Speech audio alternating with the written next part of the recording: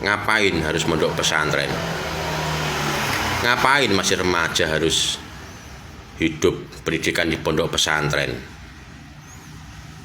Belajar ilmu agama, belajar fikih, belajar tasawuf, belajar kitab.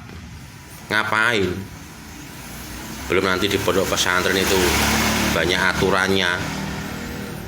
Pondok pesantren itu apa-apa harus sendiri, apa-apa harus mandiri.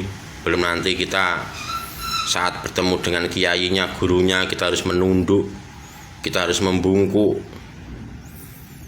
Saat kita lewat di depan kiainya, kita harus merangkak, betul-betul harus menundukkan diri, harus patuh kepada gurunya, ustadznya, kiainya.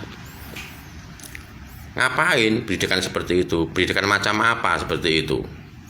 Apa ada gunanya itu? Kan seperti itu, pertanyaan-pertanyaan dari orang-orang yang belum tahu, dari orang-orang yang tidak tahu tentang pondok pesantren. Statementnya biasanya seperti itu. Sekarang saya tanya, ngapain seorang calon tentara itu harus merangkak di lumpur, harus berguling-gulingan di lumpur, harus bergelantungan, harus 4 jam push up, lari membawa ransel yang berat, membawa helm yang berat, membawa senjata yang berat, lari berapa puluh kilometer, dipukul, ditendang, disabet. Saat makan pun harus pakai waktu, pakai jam. Kalau waktunya sudah habis, jamnya sudah habis, tidak boleh makan dan minum pun tidak boleh. Kalau ketahuan melanggar akan dipukul, ditendang, disabet, selang sama pelatihnya. Tidur pun harus seperti itu, pakai waktu, waktunya bangun, waktunya latihan, harus latihan. Kalau melanggar disiplin, dihajar oleh pelatihnya, tendang, dipukul, disabet, selang. Ngapain seperti itu tentara itu? Karena apa? Karena nanti saat tentara itu betul-betul turun di medan laga, tentara itu turun di medan peperangan yang benar-benar nyata, tentara itu akan sudah terbentuk karakternya, sudah kuat, mentalnya sudah kuat, semental-mental baja. Kita bayangkan saat tentara itu di peperangan itu, di hutan, kehabisan bahan makanan, ada rumput makan rumput, ada buah nggak tahu apa makan buah, ada hewan dimakan mentah-mentah. Ya seperti itu.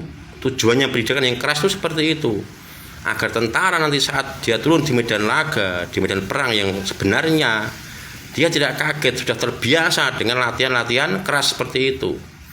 Begitu juga dengan santri. Santri dididik seperti itu, bukan berarti tidak memanusiakan manusia, bukan berarti menyepelekan anak remaja.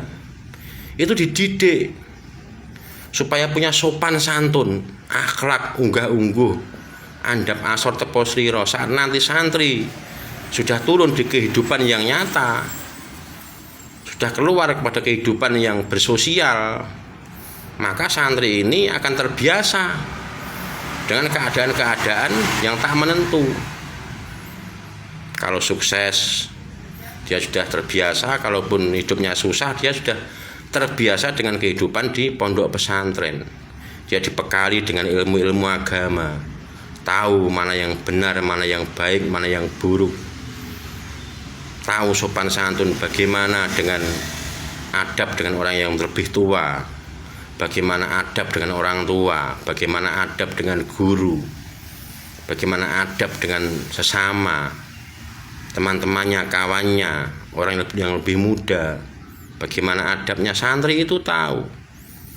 Jadi jangan asal bicara saat di hadapan kiai harus merangkak, harus membungkuk, harus menundukkan kepala, harus membungkukkan badan. Itu bukan berarti pembodohan. Itu adalah cara sebagai penanaman karakter, pembentukan karakter orang-orang Indonesia yang tahu sopan santun, karakter orang-orang yang tahu tepo sliro, andap asor. Jadi jangan asal komentar yang enggak, jangan asal komentar yang negatif tentang pondok pesantren. Jadi kalau pondok pesantren Anda melihat seperti ini, seperti itu, makannya rame-rame, rebutan, lewat di depan kiainya harus merangkak, menunduk, membungkuk, cium tangan. Itu membentuk karakter agar tahu sopan santun. Sekarang instansi mana, pendidikan formal mana yang mengajarkan tentang sopan santun, unggah-ungguh tepo sliro, kecuali pesantren.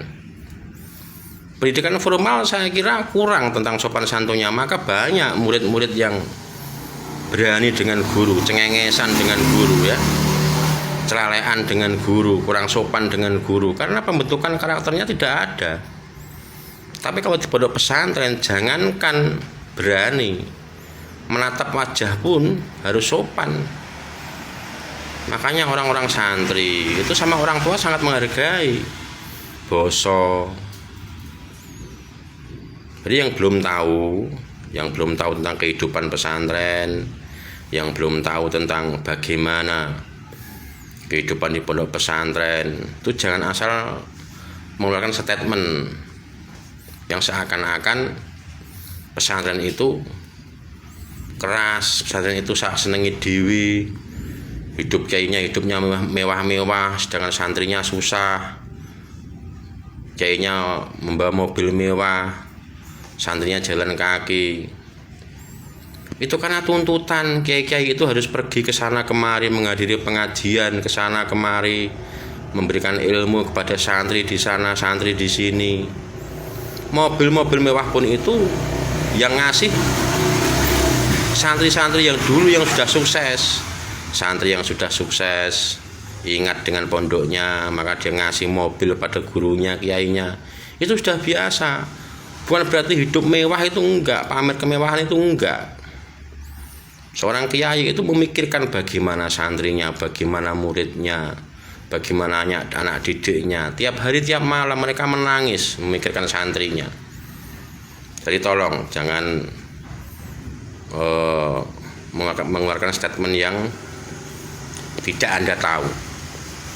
Oke, kita bisa sambung kembali. Ada pertanyaan, tulis di kolom komentar. Walaupun saya cuma santri desa, mungkin saya bisa jawab. Terima kasih. Assalamualaikum warahmatullahi wabarakatuh.